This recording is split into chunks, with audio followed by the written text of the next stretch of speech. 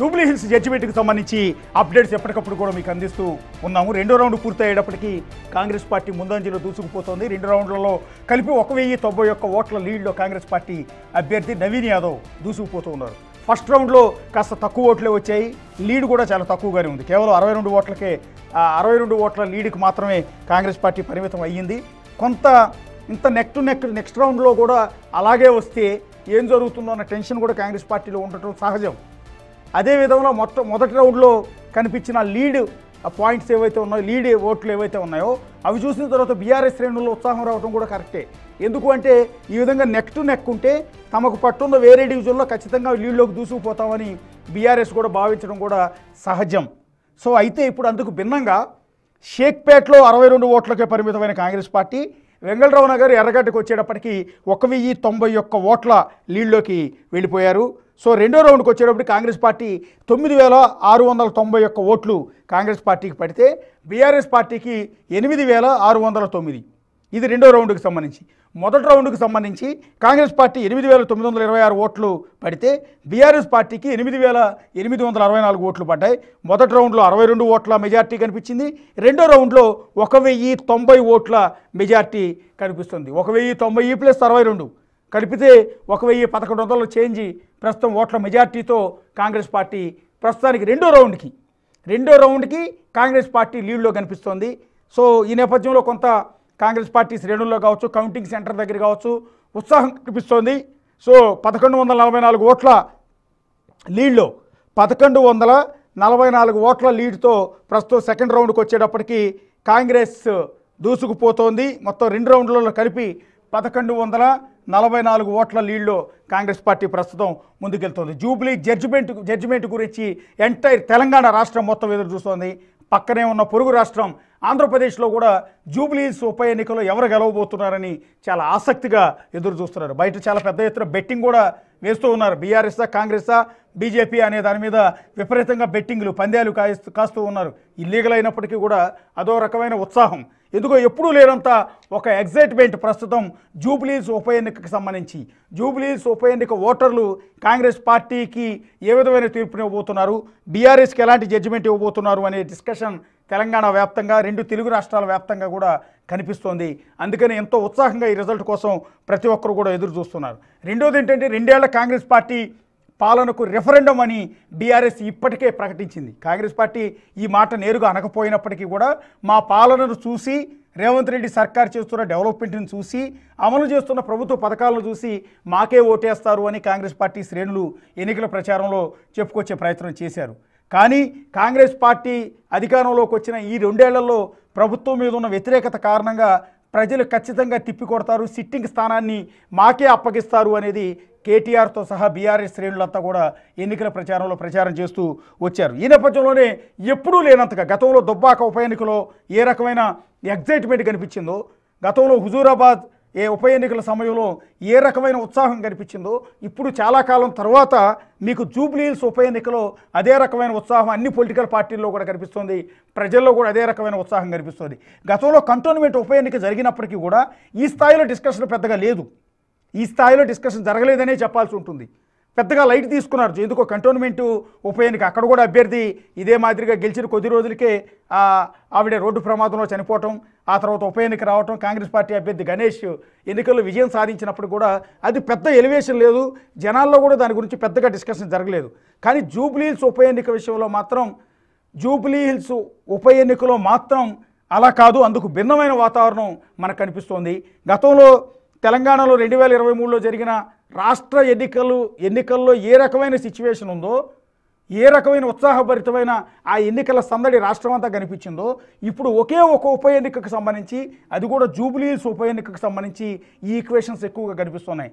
పర్టికులర్గా ముస్లిం ఓట్లు అత్యధికం ఉండటం కావచ్చు, ఆంధ్ర సెటిలర్ల ఓట్లు ఎక్కువగా ఉండటం కావచ్చు, అట్లాగే అత్యధిక ధనికులు ఉండే నియోజకవర్గం కూడా ఇదే కావటం కావచ్చు, అత్యధిక బస్తీలు ఉన్న నియోజకవర్గం కూడా ఇదే కావటం కావచ్చు. ఇట్లా రకరకాల ఈక్వేషన్స్. సిట్టింగ్ స్థానంలో ఉన్న అభ్యర్థి చనిపోవటం, ఆ చనిపోయిన నేపథ్యంలో ఆ సింపతి ఓట్లు అటువైపు పడతాయా, లేకపోతే ప్రభుత్వ పాలన చూసి ఇటువైపు ఓట్లేస్తారా అధికార పార్టీ వైపు మొగ్గు చూపుతారా, ప్రతిపక్ష పార్టీ వైపు మొగ్గు చూపుతారా అనే ఈక్వేషన్స్ నేపథ్యంలో హోరాహోరీగా సాగిన జూబ్లీహిల్స్ ఉప ఎన్నికల ఫలితాలు ఇప్పుడు రాబోతున్నాయి.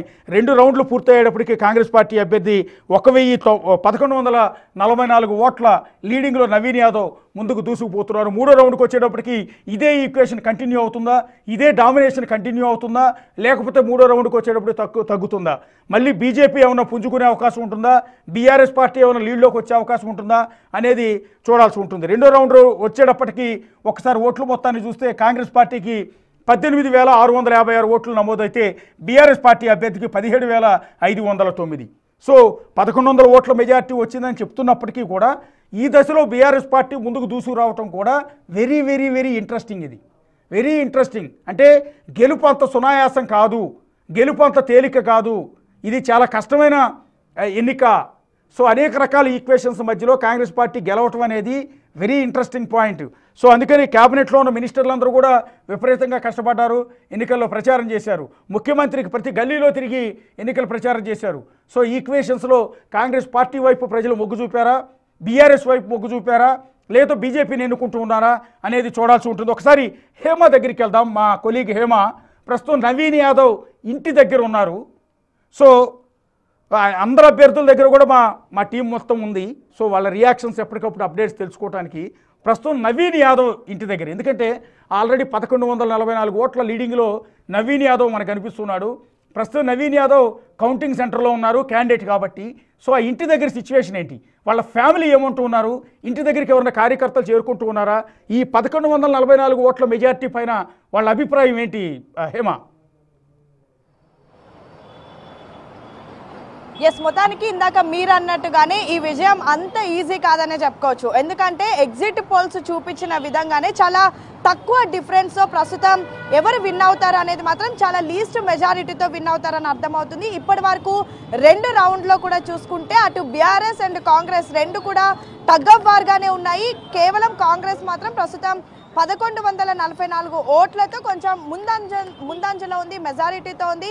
ఇంకా మొత్తం కేవలం 2 రౌండ్లే అయ్యాయి. ఇలా ఈవినింగ్ వరకు కూడా 10 రౌండ్లు ఉండబోతున్నాయి. సో 10 రౌండ్లో ఏదైనా మారొచ్చు, అటు బీఆర్ఎస్కి పడవచ్చు, లేదా బీజేపీ కూడా పుంజుకోవచ్చు, లేదా కాంగ్రెస్కి కూడా మరిన్ని ఓట్లు పడవచ్చు. ఇక ఇందాక మీరు అన్నట్టుగా ప్రస్తుతం నవీన్ యాదవ్ అక్కడ ఎక్కడైతే కౌంటింగ్ సెంటర్ ఉందో అక్కడ ఉన్నారు. ప్రస్తుతం మనం వాళ్ళ ఇంటి దగ్గర ఉన్నాము.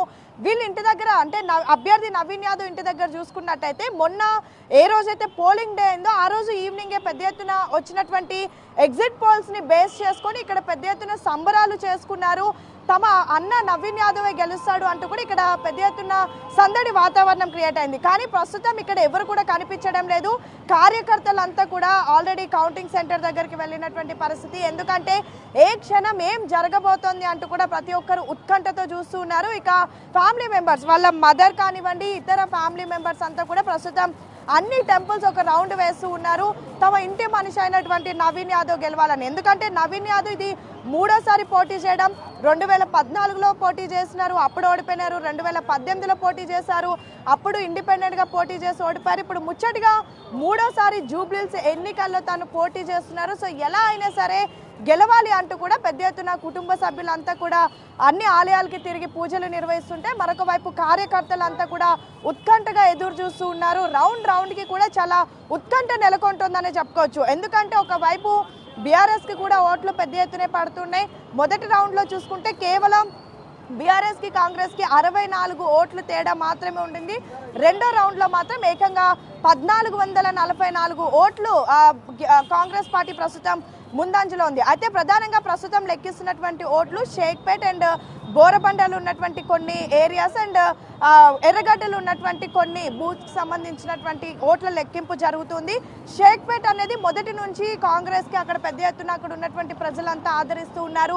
షేక్పేట్లో జరిగినటువంటి డెవలప్మెంట్ కార్యక్రమాలే కానివ్వండి, అండ్ రీసెంట్గా ఎప్పుడైతే జూబ్లీహిల్స్ ఉప ఎన్నికలు అనివార్యమని తెలిసిన తర్వాత పెద్ద ఎత్తున కూడా అక్కడికి మంత్రులంతా, ఇన్ఛార్జ్ మంత్రులుగా ఉన్నటువంటి గడ్డం వివేక్ కానివ్వండి, ఇతర జూపల్లి కానివ్వండి, వాళ్ళంతా అక్కడ అభివృద్ధి కార్యక్రమాలకి కొన్ని నవీన్ యాదవ్ ఇంటి దగ్గర మీ వెనక కొంతమంది ఎవరో వాళ్ళ అనుచరులు నిలబడి ఉన్నట్టు మీరు లైవ్ ఇస్తుంటే వాళ్ళు అలాగే చూస్తున్నారు.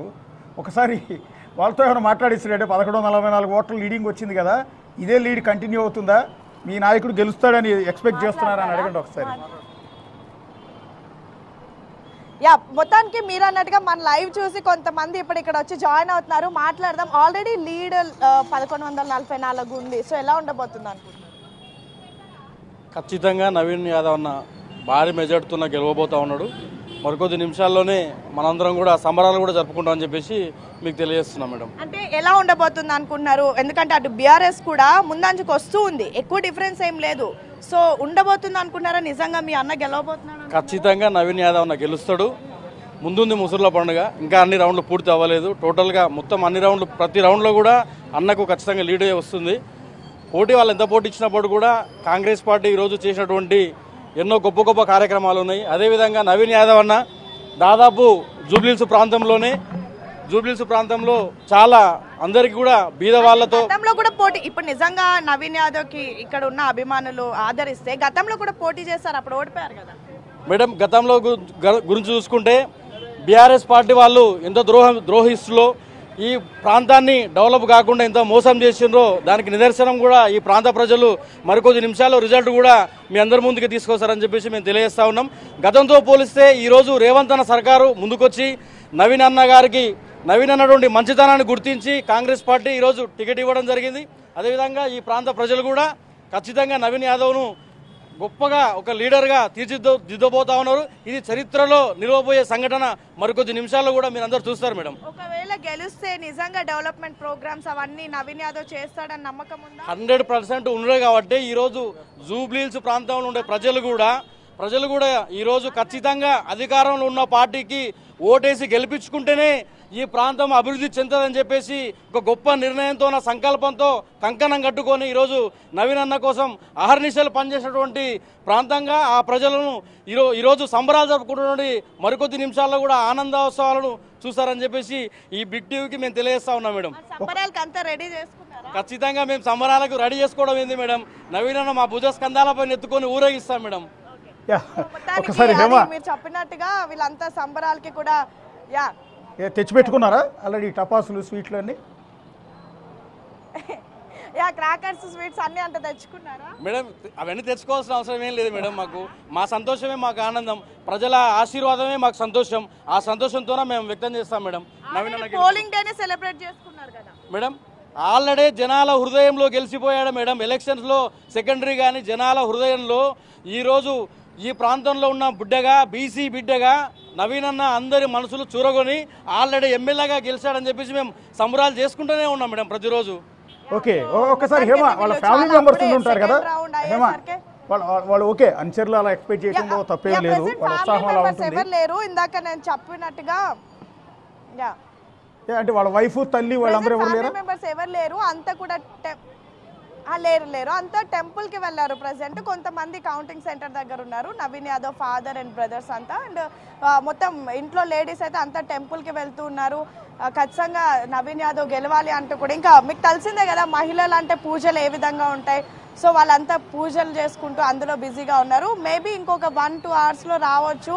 లీడ్ ని బట్టి కూడా ఇక్కడ సెలబ్రేషన్స్ కూడా స్టార్ట్ అయ్యే అవకాశం ఉంది. ఆల్రెడీ పోలింగ్ డే రోజు ఎగ్జిట్ పోల్స్ ని చూసి పెద్ద ఎత్తున ఇక్కడ సెలబ్రేషన్స్ చేసుకున్నారు. అప్పటి నుంచి కూడా చాలా కాన్ఫిడెంట్ గా ఉన్నారు, ఎలా అయినా సరే నవీన్ యాదవ్ గెలవబోతున్నాడు అని. ఎందుకంటే నవీన్ యాదవ్ ప్రస్తుతం అతను 43 years ఓల్డ్ ఉన్నారు. 40 years నుంచి కూడా ఇదే ప్రాంతంలో పెరిగినటువంటి వ్యక్తి. మొత్తం ఈ జూబ్లీహిల్స్ నియోజకవర్గంలో ఉన్నటువంటి ప్రతి ఒక్క ఇంటిలో కూడా సొంత బిడ్డలాగా భావిస్తూ ఉన్నారు. ప్రచారం చేసినటువంటి సమయంలో కూడా మనం వెళ్ళి అప్పుడు కవరేజ్ చేసిన సమయంలో ప్రతి ఒక్కరు కూడా సొంత బిడ్డలాగా కూడా ఇంట్లోకి ఇన్వైట్ చేస్తూ ఉన్నారు. తమ కొడుకు లాగానే ప్రతి ఒక్కరు ట్రీట్ చేస్తున్నారు. ప్రతి ఒక్కరు కూడా ఏదో ఒక సమస్య తనని గుర్తు చేసుకొని ఆ సమయంలో తాము హెల్ప్ చేసామంటూ కూడా చెప్తున్నారు. సో మరికొద్ది గంట వాళ్ళ ఫ్యామిలీ వచ్చినాక ఒక్కసారి మాట్లాడించండి, మళ్ళీ మీ దగ్గరికి వస్తాను. ఏమో ఒకసారి బీహార్ అప్డేట్స్ వస్తున్నాయి, ఒక్కసారి ఆ రిజల్ట్ చెప్పి మీ దగ్గరికి మళ్ళీ వస్తాను. ఈలోపు వాళ్ళ ఫ్యామిలీ మెంబర్స్ వస్తే వాళ్ళతో మాట్లాడించే ప్రయత్నం ఒక్కసారి చేయండి. ఒకసారి బీహార్ ఎన్నికల రిజల్ట్ చూద్దాం. జూబ్లీహిల్స్ అప్డేట్స్ చూస్తూ ఉన్నాం. ఇప్పటికే జూబ్లీహిల్స్లో దాదాపు 1144 ఓట్ల